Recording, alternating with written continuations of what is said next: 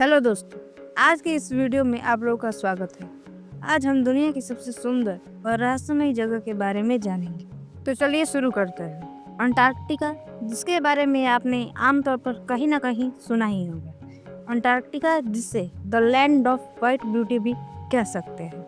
इसके इतिहास की बात करें तो बेलिंगशॉसेन और लाजारेव के अभियान ने 27 जनवरी 1820 में अंटार्कटिका की मुख्य भूमि का दृश्य दिखा, जिसे फिनबुल आइस शेल्फ माना जाता है। जबकि 1821 में जॉन डेविस अंटार्कटिका महाद्वीप पर कदम रखने वाले पहले व्यक्ति बने।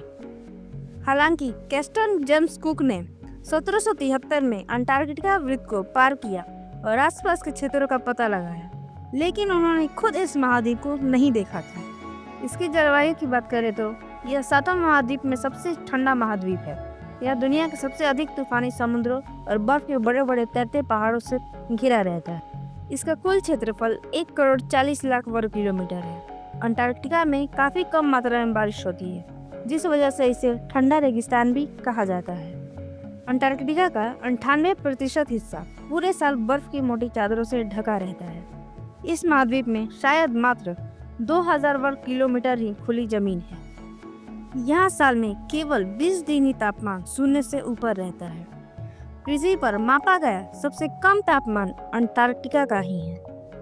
अभी तक इसका सबसे कम तापमान -88.3 डिग्री सेल्सियस है, जो कि 1960 में रूस के वोस्टॉक शोधशाला द्वारा मापा गया है। अंटार्कटिका को पवनों की राजधानी भी कहते हैं, क्योंकि कभी कभी यहाँ 320 किलोमीटर प्रति घंटे की रफ्तार से हवाएं चलती है। आइए अब एक नज़र अंटार्कटिका में पाए जाने वाले जीवों पर भी डालते हैं। क्या आपको पता है, पूरे अंटार्कटिका में मात्र 70 प्रकार के जीवों की खोज की गई है। इनमें 44 प्रकार के कीड़े मकोड़े हैं। अंटार्कटिका में कोई स्तनधारी प्राणी नहीं है, पर बहुत से समुद्री स्तनधारी उसकी तटों पर विश्राम करने या उसके आसपास के समुद्रों में आहार खोजने आते हैं।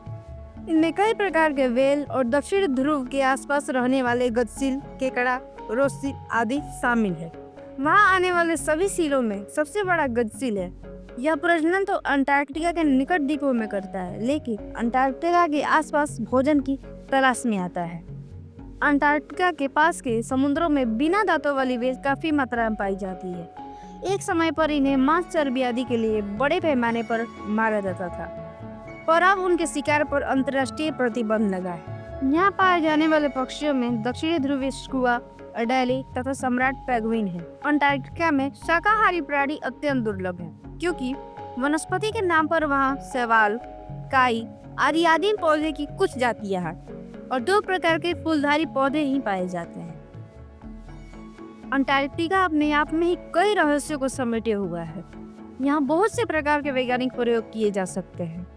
वैज्ञानिकों ने यहाँ पृथ्वी की चुंबकीय विशेषताओं, मौसम, सागरीय हलचलों, जीवों पर सौरविकिरण के प्रभाव तथा भूगर्भ विज्ञान से संबंधित प्रयोग किए हैं। वैज्ञानिकों का मानना है कि अंटार्कटिका में 900 से भी अधिक पदार्थों की महत्वपूर्ण खानें हैं, जिनमें सीसा, तांबा, यूरेनियम आदि की खानें शामिल हैं। सदियों से अंटार्कटिका प्रदूषण से मुक्त था, पर अभी हाल ही में वैज्ञानिकों ने वहाँ की बर्फ में भी गिरगिटी प्लास्टिक, कागज आदि कचरों को खोज निकाला है, जो वहां स्थापित वैज्ञानिकों सीढ़ियों से पैदा हुआ है। पृथ्वी की गर्माने से अंटार्कटिका की काफी बर्फ पिघल रही है, जिससे वहां काफी क्षेत्र बर्फ से मुक्त हो सकता है और समुद्र का जलस्तर बढ़ सकता है।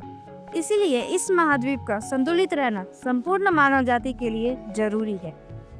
इस मामले को लेकर 1959 में 12 देशों द्वारा अंटार्कटिका संधि पर हस्ताक्षर करके इस महाद्वीप को सैनिक गतिविधियों और खनन से मुक्त रखने का निर्णय लिया गया। अब इस संधि में 46 देशों ने हस्ताक्षर कर दिया है, जिसमें भारत भी शामिल है। दोस्तों, वीडियो पसंद आई है तो लाइक करें, शेयर करें और ऐसे ही रोचक तथ्यों के बारे में जानने के लिए चैनल को सब्सक्राइब करें।